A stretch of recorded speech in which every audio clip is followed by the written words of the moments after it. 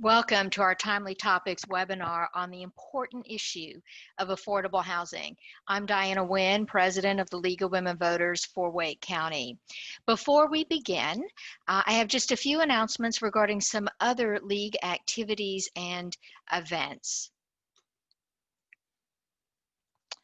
We have some members-only events coming up that may interest many of our League members. On December 16th, our League Lit book group will explore the book, How to Be an Anti-Racist. And the January League Lit event will discuss the book, The Road to Unfreedom, Russia, Europe, America. Our monthly League Lit sessions are open to any member of the Wake League, even if you haven't had a chance to finish reading the book. Our next Diversity, Equity, and Inclusion Roundtable discussion is on January 26th, and it will explore the topic of reparations for African Americans as a result of slavery and systemic racism. This is a members-only activity open to any Wake League member. And our next Timely Topics webinar will be on January 21st. It will focus on the Leandro court case and North Carolina's responsibility to provide children with a sound, basic education. All of our Timely Topics webinars are open to the public, so tell your friends. You can find more information about all of our activities and our events at lwvwake.org. Before we begin, I want to briefly explain how we are using the Zoom platform for this webinar. Except for the presenters, everyone is muted and you're not on video. We're not using the chat feature in Zoom. Instead, please type your questions into the Q&A screen. If you hover your computer mouse probably near the center bottom of your Zoom screen, a menu will appear. You should then be able to click on the Q&A option, and one of our moderators will be monitoring the Q&A screen throughout the presentation. At the end of the presentation, the speaker will be asked your questions. We'll try to get to as many of your questions as we can, but please don't wait until the end of the presentation to submit your questions. Diane Pyan, our Timely Topics Committee co-chair, will monitor the questions submitted and will serve as our moderator for the Q&A segment. This webinar is being recorded and in the next few days will appear on LWV Wake's YouTube channel. I'm now going to turn the program over to our Timely Topics Committee co-chair, Diane Pyan, who will introduce the speaker. Hello. Thank you all for joining us tonight. I'd like to introduce you to Lorena McDowell, who's been a leader in working towards equitable and sustainable housing. Her experience includes the formation of the Lorena McDowell Consulting LLC, dedicated to helping government and nonprofit organizations with strategic planning and best practice program development, as well as funding acquisition. She also served in Atlanta, Georgia, under Mayor Kasim Reed as a continuum of care lead, which provided housing and supportive services for residents experienced a housing crisis. In that role, she was responsible for managing approximately $32 million in state, federal, and local funding. Before moving to North Carolina, Lorena became the Vice President of Programs for Northern Virginia Family Service, a nonprofit organization that works to empower Northern Virginians to achieve self-sufficiency through its resources and services. Today, our state is the beneficiary of Lorena McDowell's knowledge and experience. She serves today as the Director of the Department of Housing Affordability and Community Revitalization for Wake County. She comes to us tonight in that role. And Lorena McDowell, thank you so much for being with us here today, and welcome. Absolutely. Thank you for that very kind introduction. So I'm a lifer in this work. I've been doing housing for some time and remain excited about it and love the work that we all get to do together for our community. I was asked to share a presentation today with you all. It will include an update on the housing department, kind of who we are, what we do, but it will also get into some COVID-19 information. I know that's high on most folks' lists right now, and so you'll get to hear today sort of firsthand what the housing department has done in response to the COVID-19 pandemic. So I'm going to stop my video and share my screen.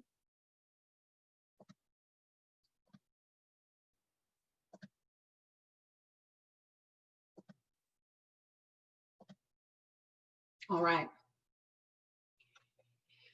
So whenever I have this conversation within the community, I like to always premise it with talking about what affordable housing is. I am the director of the Wake County's Department of Housing Affordability and Community Revitalization. It's a very long title that we lovingly just refer to as housing.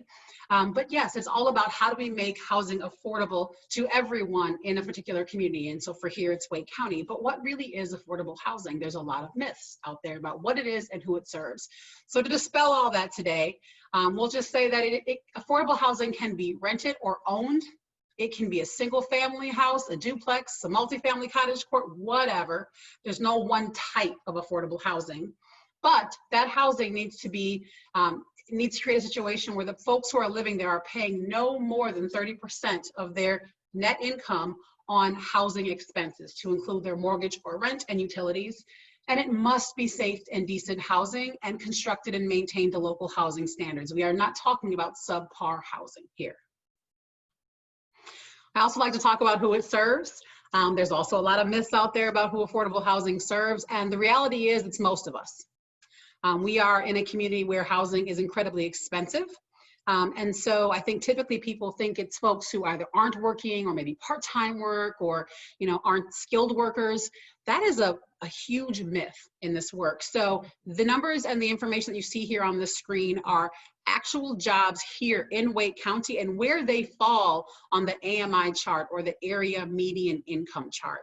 And as you can see, affordable housing is necessary here in Wake County all the way up to between 80 to 100% of AMI, but we're only going to talk about those jobs up to 60%, so even lower, right? And that includes your home health aides, your retail workers, your teachers, your firefighters, your policemen. They would all fall into this category of needing affordable housing to be developed in our community. So why is it important? I think we all know that it, fulfills a basic need for shelter. So, it improves mental and physical health. If you're not concerned about how you're going to pay your mortgage or your rent, you're a lot less stressed out. And you're probably doing more things to take care of yourself physically as well. We know you have more money for health care. We know you have more money than for child care or food, healthy food, or other necessities if you're not spending, 80% of your income on your housing related costs. And that is a real number here in Wake County. There are tons of people who spend as much as 80% of their income just keeping a roof over their head, right? We also know that there's a community impact. If we have enough affordable housing in our community, believe it or not, we have less homelessness, right? Obviously. It creates diversity. It helps to ensure a more vibrant community overall.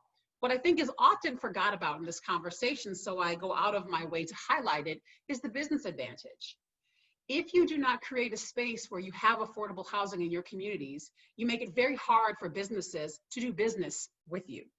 So for those of us who like to have our local coffee shop or movie theater, or Target nearby, what happens when you make housing so expensive that they can't afford to pay people the wages they would need to come here to work, right?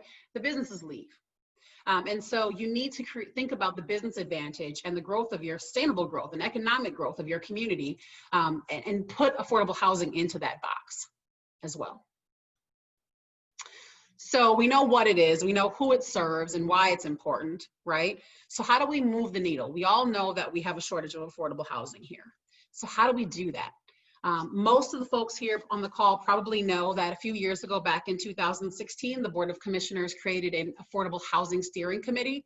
Over a process of 9 months, they did a study. And that study found that we were short about 36,000 units of affordable housing in our community.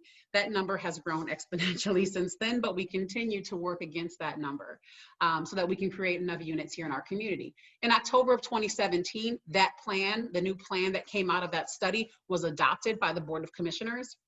And it was a really robust plan that has us looking at all the different things across the spectrum of affordable housing, right? And it helped us to understand what were the main things driving the crisis here in Wake County. There were a number of things that drive it, but there are a top 5 that we're focusing on. The first is the rapid population growth. We are one of the fastest growing counties in the nation. Typically, we're either the second or third fastest growing county on any given month, depending on how we go back and forth with one particular county in Texas. So we're booming. It's a beautiful place. It's full of great people. So obviously people want to come here, but that puts a pressure on our housing market when you have super low vacancy rates, right?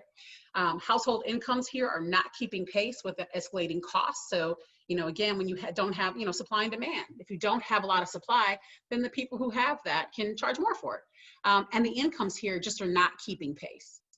Housing production compared with growth. I think a lot of times when I have these conversations with community members and they hear me say, we just need to build, right? Full stop, at all levels. They're surprised because I'm the affordable housing director, so I should only be talking about affordable housing. And yes, my goal is to ensure that we develop enough affordable housing to meet the need, but we just need to build here. We don't have enough units for the folks who are here and coming here. And we have a significant loss of affordable housing here as well. Just our naturally occurring affordable housing, what we call our NOAA, we typically lose, hundreds of units, on any given, maybe even month of affordable housing because we are so desirable. And so developers want to come here. And when they buy a building, they're typically not thinking about, well, how do I keep this affordable? They're thinking about, how do I make the most money off of this building? And so we're not talking about units that are going to be, under, the average person being able to afford it. Then there's just, again, the constant unmet and expanding housing need here. The growth and the folks that are coming here, we just have to figure out how to catch up with it. So in order to do all of that, Wake County decided it was going to raise a department to help us combat this. Housing used to be a small division under Human Services. However, with this large scale plan, it was clear there had to be leadership and dedicated servants to try to figure out how to really deal with the issue at hand. And so there was a national search for a housing director, and that is how you all got stuck with me here in Wake County.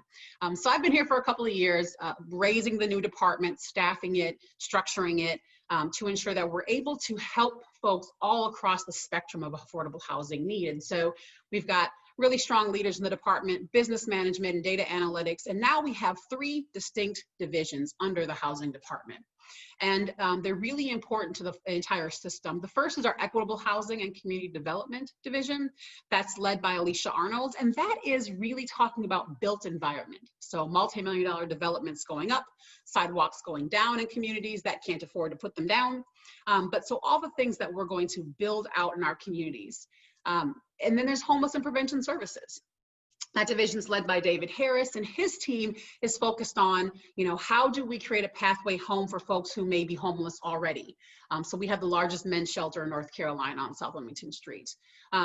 Folks who are precariously housed, maybe couch surfing, or facing evictions, how do we create a pathway to a sustainable home for folks who are on the cusp or homeless? And there's permanent housing and supportive services. That division is led by Diane Salento, and that's our intensive services. So for that population, we call them our familiar faces often.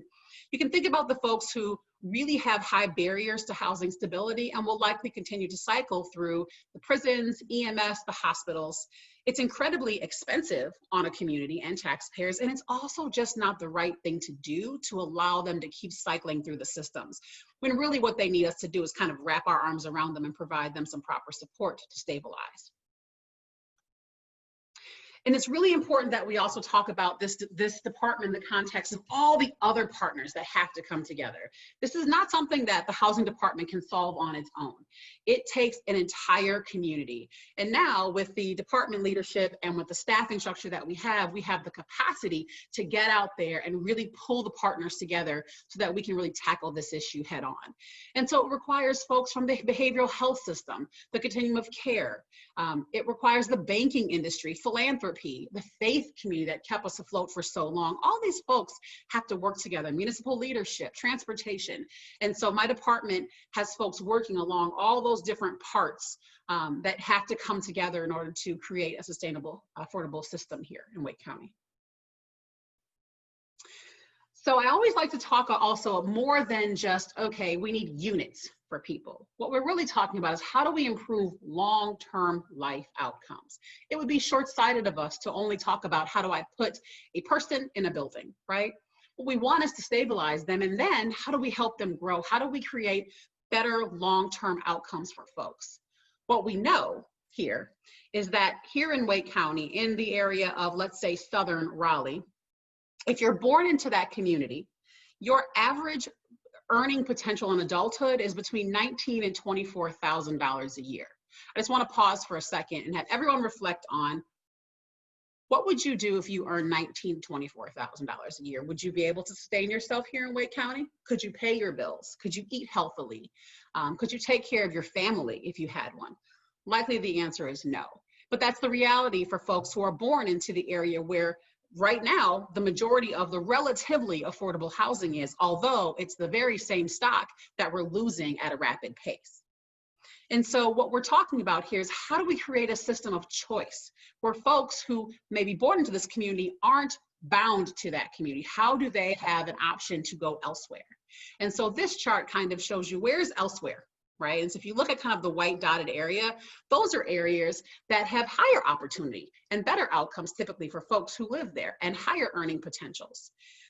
There's many different factors that are related to this. There's community supports, there's the school systems that we're bound to here or the homeschools we're bound to here based off of our address. But if you notice, the majority of the black dots, and that's the affordable housing subsidized units here in Wake County, are outside of that. They're majority there in that southeast kind of Raleigh area. And so how do we create a system of choice where folks, if they want to move into areas of greater opportunity, there's affordable housing there for them? And so we're keenly focused on how to sort of spread that out so people can live where they want and they have choice of their communities. One of the things that's really important right now for us and was called for in the Affordable Housing Plan was to develop a warning system that helped us to know when we were going to lose affordable units. We talked a little bit about that earlier, and how quickly we're losing our naturally occurring affordable housing, or what we call NOAA. And so now what we have is a system that was built by our staff, and it tracks all of the legally binding affordable units here in Wake County. These are units that may have been developed with, dollars to develop affordable housing, maybe through tax credits or federal or local programs. And they have a certain period they're required to remain affordable. The issue that we're facing is a lot of those units are coming on the end of that period. And when they do, it's free, it's a free open market after that. And typically, if there's a lot of work that needs to be done, or if they're just, want to make more money, you lose those units. And so now we have a system that helps us to track when those deadlines are coming. And the reason why that's important is because if you know it's coming, you can get ahead of it, right? And so this is the very first chart that our system popped out. We have some cooler ones now, but until the commissioners get a chance to see them, I can't share them yet. But what it tells us is, if you look at where that arrow is pointing, I know that in the next 5 or so years, 5 to 10 years, we could lose 1,000 units of affordable housing in that 1 year. So it's scary and it's daunting, but at least we know what's coming and we can plan for it. And also within the system, I can drill down and I can see exactly which buildings we could lose. I can drill down and see who owns the buildings and their phone number, and I can call them. And I can say, hey, it looks like you're at the end of your affordability, phase, and you may need to have some rehab. We have money and we can help you with that. And for that, we'd like you to remain affordable for 30 more years. And so those are the conversations that we're starting to have now, and that staff are trying to get ahead of the loss. One of another big efforts that we've been working on for some time is our tax credit application process. Back in 2019, we underwent an entire overhaul of our system.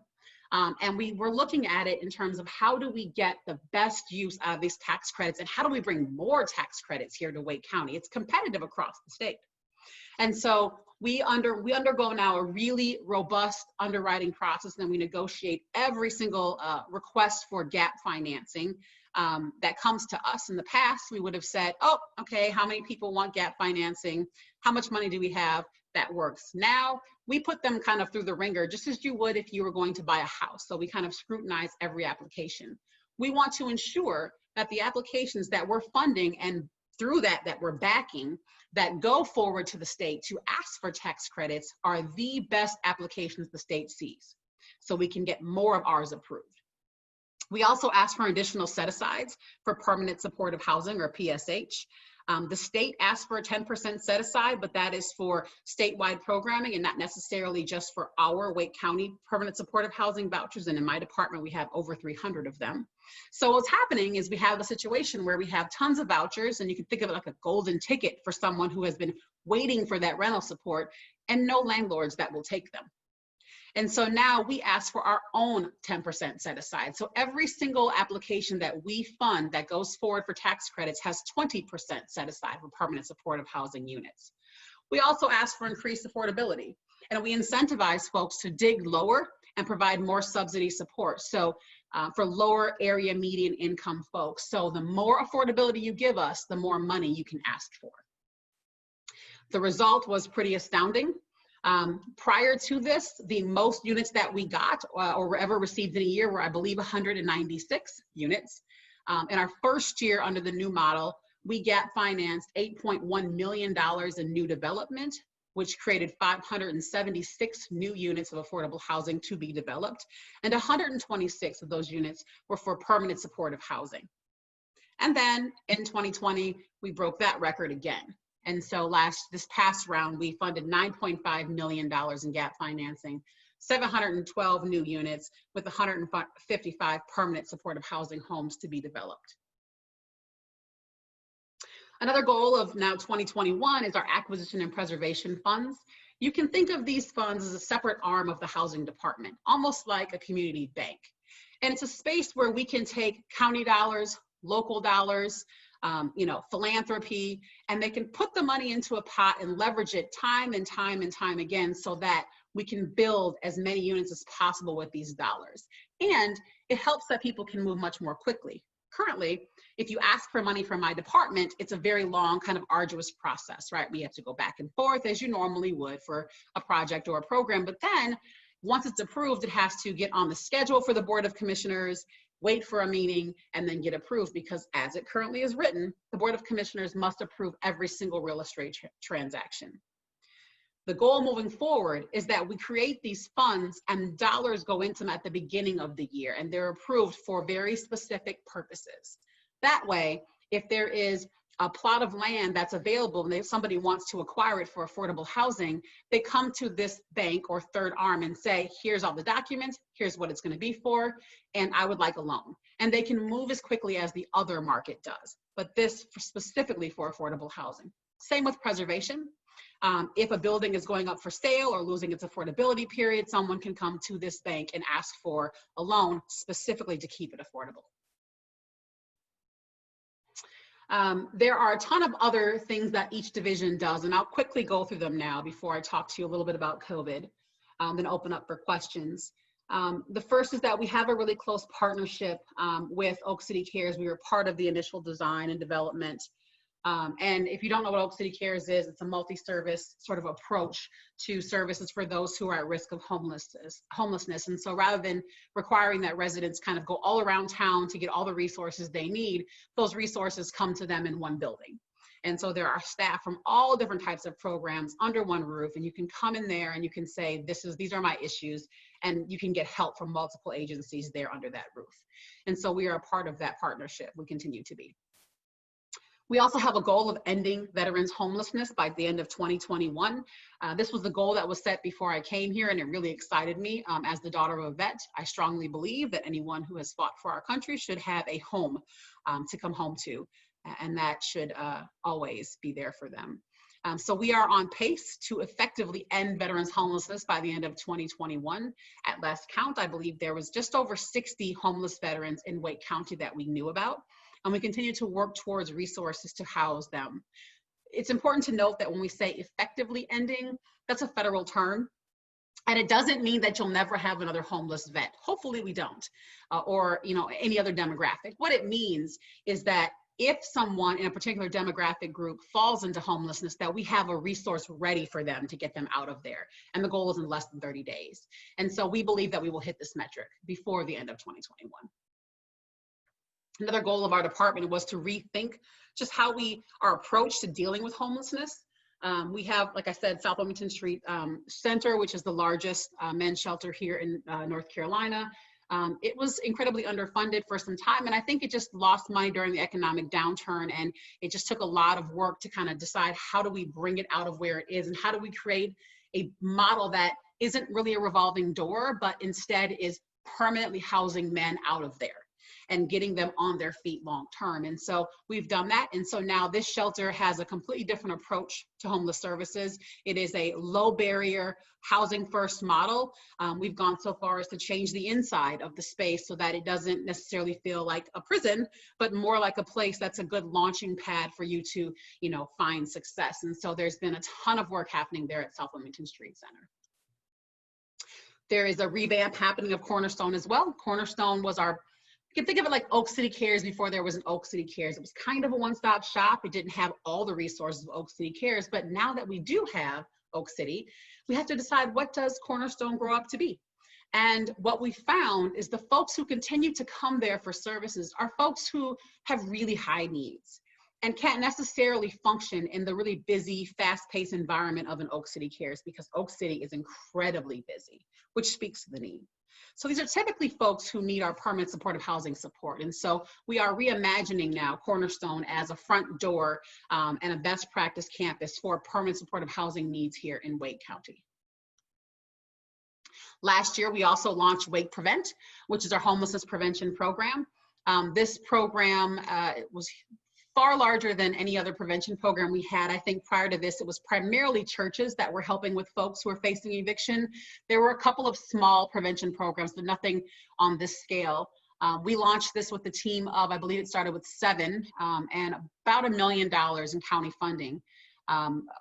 400,000 of which was direct assistance going straight to the residents here. And it's specifically focused on those folks who are not necessarily street homeless or literally homeless yet, but they're just on the cusp, right? So they could be trying to flee domestic violence. They could be doubled up or couch surfing. They could be a leaseholder, but they're getting ready to be evicted. They could be living in a hotel or a motel as their primary residence, which there are a lot of people in Wake County here doing. Or they could be exiting an institution, have no other place to go. And so for all these categories now, we have a staff that will work with folks and help them to get rehoused. And that includes case management, security deposits, first month's rent, future support to an extent as well. Another big goal of FY21 was a housing services referral line. And the goal there is that under the old system, folks were kind of just calling all around to see what was the best resource for them out there. And it resulted in a situation where people were frustrated calling around and the agencies were overwhelmed, all answering the same person's calls essentially. And so we wanted a 1-number system where you could call this one number and they had trained professionals to ask you, very specific questions to determine, do you need diversion? Do you need prevention? Or do you actually need coordinated entry into a homeless shelter system? Because of the resources that came in for COVID-19, we were actually able to launch this early, and this 1-number phone number system actually exists now. And I will talk a little bit about that in a second. That really brings me to House Wake, where the phone number was launched through. House Wake is our strategic plan to minimize the effects of COVID-19 on homelessness and precariously housed residents here in Wake County, but also helping us to maximize opportunities for positive long-term outcomes. It's a big statement, and I mean everything that's in it. We knew there was tons of resources coming to our community, both federal, state, local, to combat COVID-19 that could be used for housing crisis, but we had gaps in our system that long existed before this, but we could use this opportunity to close some of those gaps as well, and we've done that with the funding that's come in. And so it's an 8-month strategic plan again. And these are the fundings that came in to Wake County because of COVID-19. We got a couple different community development block grants, a couple different emergency solutions grants. We got HOPWA grants. We got coronavirus relief fund for Wake County. That was $194 million, of which almost 26.5 million came directly to housing, for a total housing support COVID-19 relief fund of almost $32 million. And my department has managed all of that, working very closely with the partner agencies. It's rolled out in multiple phases. Phase 1 addressed the first wave of housing insecurity due to COVID-19, and that's for residents who were homeless or precariously housed at the start of the pandemic. By definition, if you don't have a home, you don't have a place to shelter in place to not contract COVID-19 or spread COVID-19. Folks who are homeless are at a higher risk for negative outcomes from COVID-19 because they typically have other co-occurring health issues that go along with that. And they're also out in the public, which could help to spread the virus more quickly. And so we utilized $11.5 million in federal funding, and we established a number of things. And one is the House Wake Access Hub, which is now the phone number system here in Wake County. And so if you're experiencing a housing crisis, there is one number in Wake County that you can call to be routed to a proper resource. We also created the Housing Navigation and Landlord Engagement Team.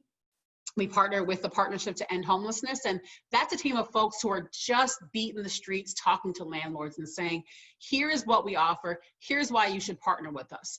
Flipping the conversation on its head that once was, can you please partner with us? Can you please work with our tenants and take our tenants? And now it's, let me explain to you the benefits of our tenants. For those landlords who've been taking our vouchers all along, many of them sing the praises of the voucher program because they're the landlords who have not experienced a loss in income with the moratorium that currently exists. Vouchers have continued to flow and payments have happened.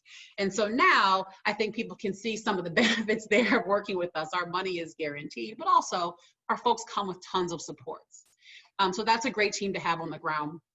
We also increased support services and access to permanent housing, tons of new temporary shelter units, tons of case management, tons of direct assistance. Every single household that gets housed during this time period is fully furnished through Green Chair Project as well, and tons more street outreach, as well as mobile showers and laundry services for those who are still literally homeless right now. Phase 2 launched on September 29th, and that focused on the wave of evictions that are looming here in Wake County and across the nation.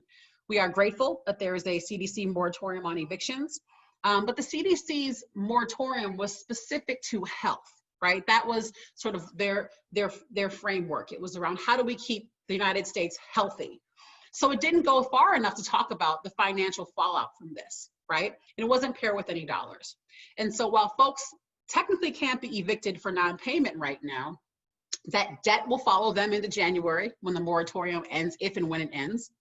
And if they didn't have money months ago for it, I doubt they have it now for their rent. And the landlords can't really afford to not, collect any income through January. And so we launched the House Wake Eviction Prevention Program, and it consists of a really robust 3-step intervention process that we are incredibly proud of. The first is eviction prevention. And so we partner with Telamon Corporation to provide our intervention number 1, and they're open to providing financial assistance to tenants and landlords.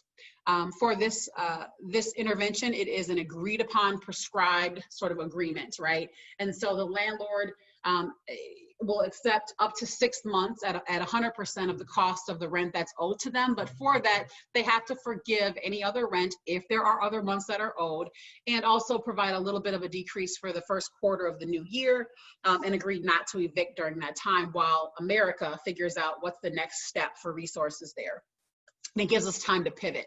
If for some reason there's no agreement and the landlord and tenant don't agree, we move on to our eviction mediation services. And so we partner with Legal Aid of North Carolina.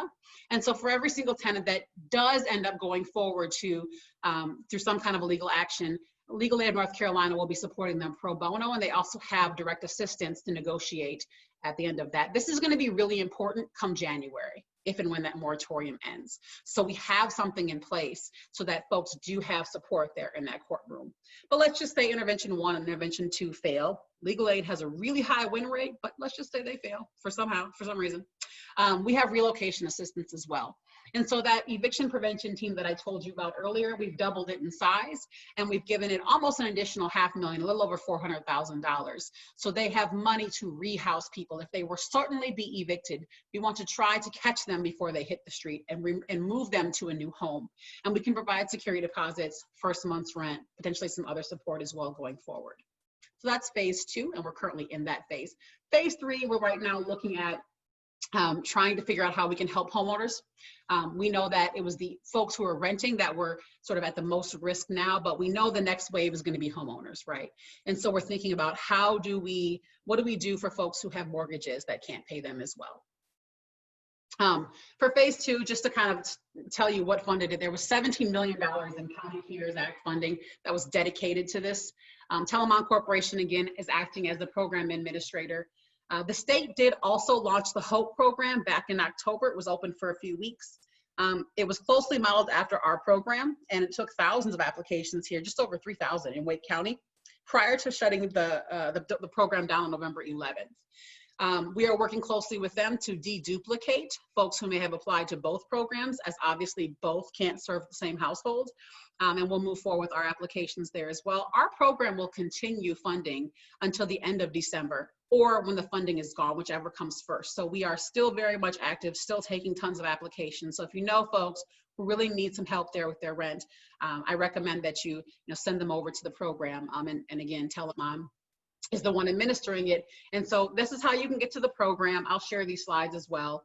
But there's a button right on the Wake County Housing website where you can click apply now. It'll take you right there. It's an online application, or you can email or call with questions, or to ask for a paper application to be emailed or mailed to you as well. So yeah, that was a lot, right? So in closing, I have to always end with this slide. I think it's the most important one. We need you to partner with us. People often ask, what can I do? Well, what you can do is you can educate yourself, you can advocate, and you can donate. And I'm gonna break that down a little bit for you all. The first is you can familiarize yourself with current affordable housing. What are the best practices?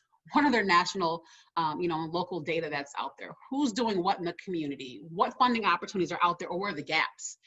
Who are the partners, right? And then you can advocate, you can talk about it. We need folks to help us ensure that affordable housing is a part of every single conversation, even if a representative of the housing department cannot be there. And the last is that you can donate. And yes, you often hear donate in terms of monetary resources. Yes, it will take a significant investment for us to build as much affordable housing as we need. But what we also need is your time, your expertise, your professional connections, and your big voice. That is really important, so that's why it's in all caps. Oftentimes these conversations are had in closed meetings or on phone calls, and the advocates for affordable housing aren't as vocal as the folks who don't necessarily want it, right? NIMBY or Not in My Backyard are at all the commissioner meetings when we're trying to put forward a new initiative. Who's not there is the YIMBY. Yes, in my backyard folks often. And so what it looks to the general public like is if the commissioners support an affordable housing need, or if city council supports an affordable housing plan, it looks as though they're not doing what the community wants, because that big yes voice is not often at the microphone. And so we respectfully ask for your big voice, any chance that you can use it. And so that's what we need for you to partner with us, so we can really push these efforts forward together. And with that, I'm happy to take any questions. On the slides will be all the contact information for the names that you just heard me talk about for the different divisions. So you'll be able to reach out to them directly if you need to as well. Okay, great. Thank you so much, Lorena McDowell, for sharing your time and defining our needs. Before we open up this section to questions, I want to invite all attendees to read more about the Consolidated Housing Plan, and any question you have, documents are found on www.wakegov.com/housing. So to begin our question and answers, I'd like to read 3 comments for you, Lorena. One is congrats for ending homelessness for vets. Another is welcoming you and thanking you, Lorena. And the third is thank you for all of your hard work and competence. So, and I agreed on all of 3 points. So the first 3 questions are digging down into help for the lowest income brackets in our community. How do local towns and the city of Raleigh help the county serve the most difficult to house in our community? You talked a lot about those experiencing homelessness. What about those who have an income level of 30K AMI range? Of the many units in the county's over 700 affordable housing units, how many of those units are designed for that income level? Yeah, it's not enough. It's pretty low. And that's why with our tax credit process, you see us offering, more financing if they're willing to really drill down to folks who are lower income. The majority of the units that we're funding with gap financing are for folks who are 30% or below. And so as those units begin getting developed, it takes about 2 to 3 years after the application's approved. Those are units that are required to be left affordable for these income brackets for 30 years.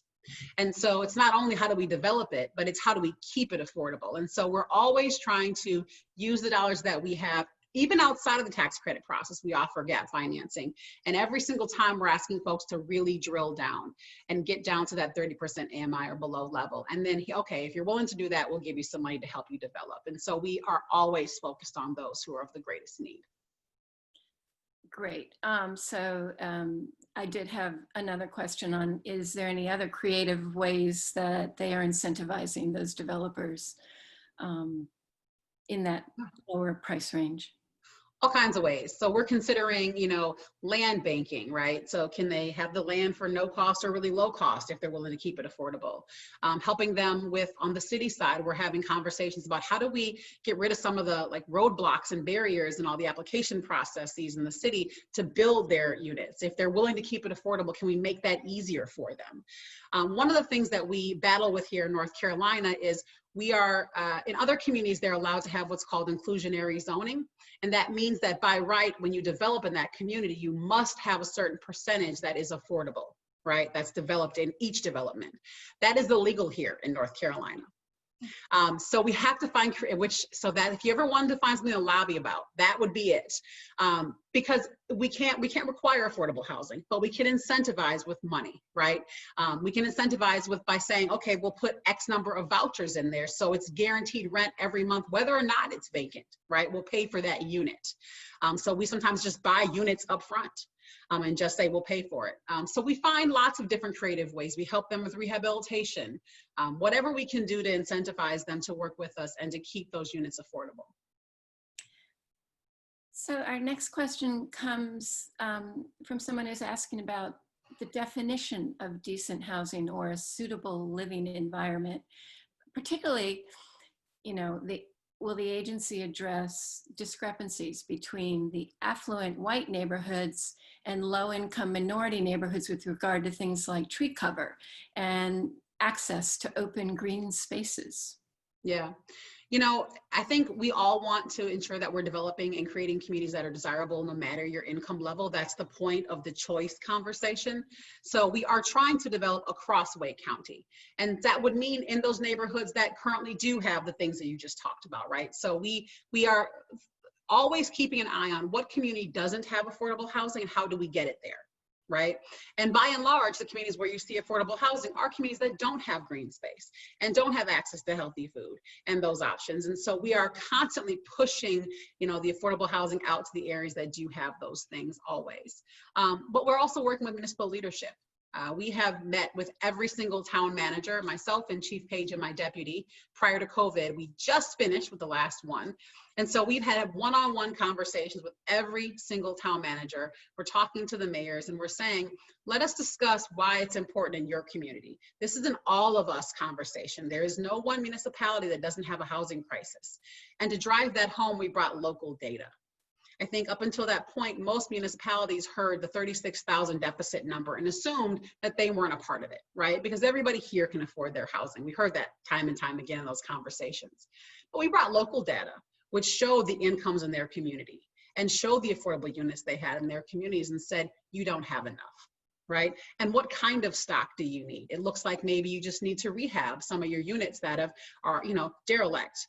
Or maybe you do need to build some new units, and here's how we can partner with you to do that. So we're having those really in-depth conversations with every municipal leader right now to expand housing across all of Wake County. Yeah, and that brings me to a couple of questions on how Wake County does work with those smaller communities in our area. For example, one is asking, are there examples you can think of local governments that you think are doing a good job of addressing affordable housing compared to other communities, and what sets them apart? Yeah. And another questioner, if you want to, we can combine questions, is saying that, you know, our county is growing like wildfire.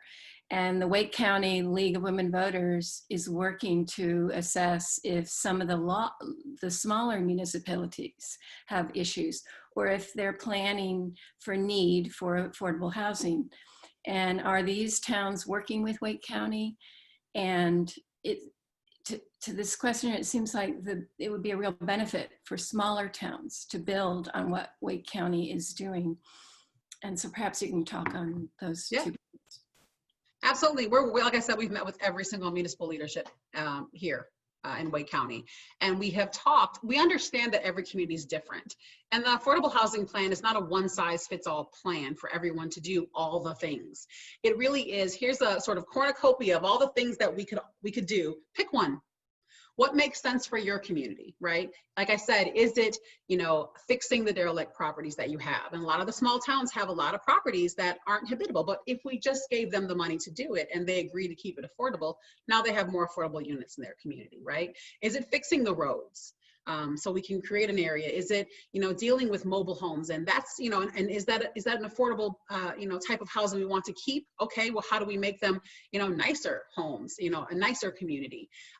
Is it tiny homes? Whatever. We've had all these kinds of, we even have had a conversation with the municipality that would like something that looks like a barn silo to be affordable. I mean, we're really getting creative, right? Because we understand that every community has their own desire for the look and feel of their neighborhood.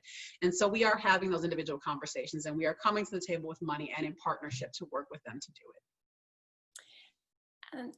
And now this question is about the money. Where does the money come from? And you know. So lots of different places. The biggest resource, though, was the $75 million that was dedicated to this before the department was even built out. So it was a part of the planning process. It's a tax, it's a 1% tax here in Wake County that everybody pays, whether you know it or not. Thank you. You pay this on your property taxes, and it comes to the department. And so we have a pot of money every single year that we draw from. And so it's about $15 million a year that we use to get finance development or help with, you know, properties that are falling apart. And that's what we're using by and large. But we're also using our entitlement funding. And so my department also manages, like I said before, the CDBG, which is a development grant that comes from the federal agencies. We manage that money and we use that for development. Emergency solutions grants that we use to, you know, help with some of the homeless shelters that either need to be redeveloped or expanded. So it comes in a very, you know, in a variety of ways. We partner with municipalities if they have dollars that they want to put towards us, but not the plan or the capacity or the staffing to do it. We partner with them. The affordable or the equitable,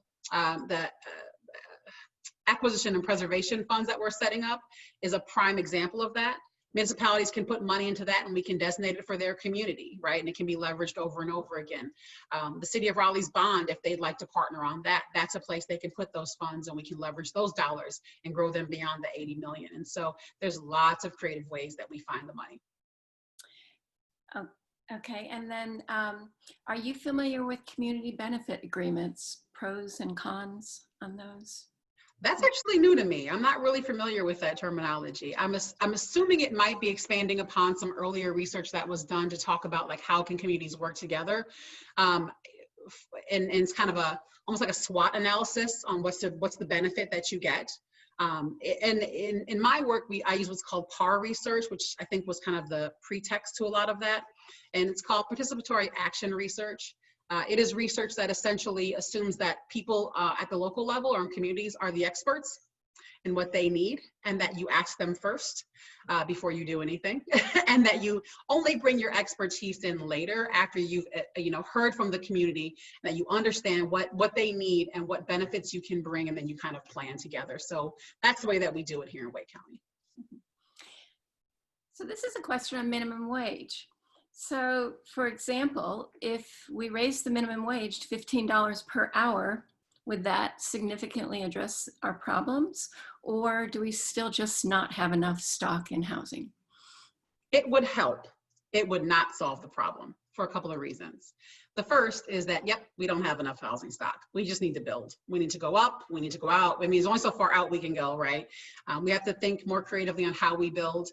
In some of our more populated areas, we have to start thinking about things that you might see more commonly in bigger cities, like where you see, sort of multi-use property. Ground level will be businesses, apartments on top. We don't have a whole lot of that here, but that's just prime airspace that we can develop that we're not using right now. So we need more units. We also have to ensure that increased income for our workforce doesn't automatically equate to increased housing costs, right? So we live in a market, we have a market here that, landlords can pretty much ask for whatever it is they want. This is pre-COVID. COVID is kind of shaking things up a bit, right? But they could ask for the moon and the stars. They want you to make 3.5 times the rent, no criminal history, because they were at no loss of a tenant. So building more helps to relieve that as well, right? Because now they have to kind of fight for their tenants. And then it will create a space where they're not going to be able to raise the rent just because incomes have come up, because they have to sort of fight for tenancy because there's vacancies out there, which we don't. We have a lower vacancy rate here in Wake County than the nation, and the nation has a housing crisis. Oh, goodness. We have probably too many questions that we can answer tonight. I'm looking through them now, the last ones that have come in.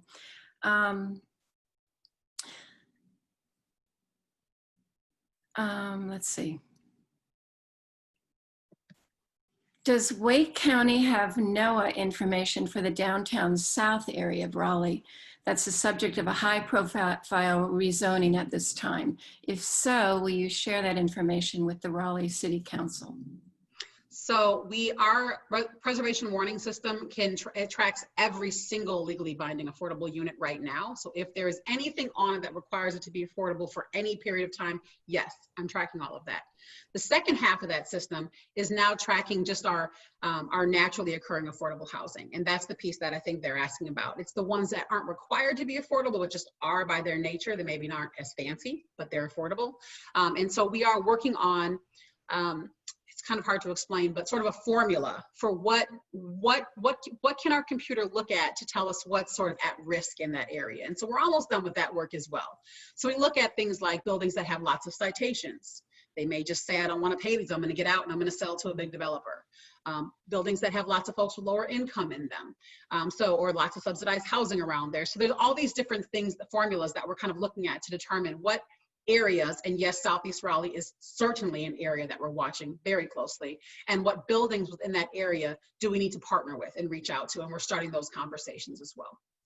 And we work very closely with the city already. So Larry's team and my team are already having a lot of those conversations. Yeah, because there's another downtown south, Kane development proposal. Yeah. Any thoughts on that, or what actions regarding that? With the flood what I will say is we need to develop, again, full stop. But we have to be really careful that the development is not displacing people who have always called an area home. If we're going to develop, we have to develop smart. And I get really nervous when we get these large developments in a community that has people who are of lower income. And so we have to start thinking long term, right? Development is going to happen, and we want our communities to be beautified. We want nicer places, but we have to ensure that we're not pricing people out there. So in a smart growing community, people would be coming into that area before development and saying, let's help you get your skills up, right? Here, let's bring some training programs, some education, whatever we can into that community first. So the folks there have an opportunity to increase their income before the development comes in so they can afford a nice new place in their community.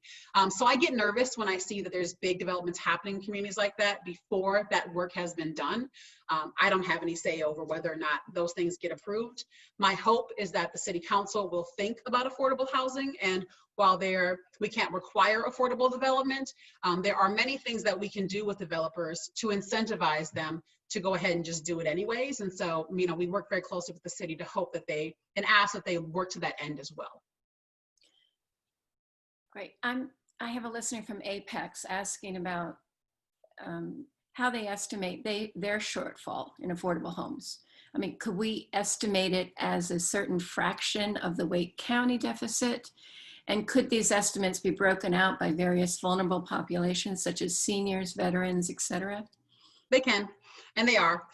So we understood in building this department that we would have the most capacity out of the other municipalities here to do this work.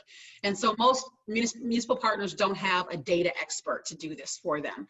And so when we built the department, we built it with that in mind. And so we have been a resource to all the municipalities. And so when I say we went and talked to town leadership, we brought their local data and was broken out by many different things, and we can filter it any way they want. So when we came, we said, here's the income levels in your community, here's how many people make money in these different categories, and here's how many units you have that would match that income level, and here's where you got some holes. Right, you don't have enough units for these income levels. We looked at people who are aging. I can tell you that here in Wake County, we have half as many affordable units for our seniors than we need. And so that is a focus now of Wake County. How do we think about how do we support our seniors as well? Yeah. Right. So a very general, probably closing question. What answers do you suggest for people who say things like affordable housing will drive down property values, bring in crime, etc.? There is absolutely no research that supports that. In fact, the research supports the opposite. When you create a space where folks can afford to live and be healthy and happy, typically you have lower crime in that community. When you create affordable housing, let's say, for instance, one of the ways to do it is to take a plot of land that only was allowed to have one house per half acre, let's say, and we have communities that have that rule. And we say, no, we'll allow you to do a fourplex on that same plot. We can build a fourplex that looks like a single family home from the outside and stairs inside with 4 units. Now your community doesn't look any different, but you have 4 different tax-paying homes on that plot of land, right? People typically talk about, well, transportation, right? Because now the roads are going to be, much more busy. That's actually not true. It's a myth as well. What research shows is that if you create affordable housing near jobs, they're on the road less, and therefore it decreases traffic. So most of those points that people make are typically myths, and there's tons of research that can dispel it. Wow, interesting. I tricked you. There's just one last question because I have it twice in here, so I have to ask. You mentioned that inclusionary zoning is illegal. So can you expand on this and why it became illegal or stays illegal? So it's illegal. It's hard to explain, and it's hard to say. I wasn't here when the rule was put in place. It's a very old rule. Many states used to have the same kind of thing, but now they've gone past that and they're allowing inclusionary zoning.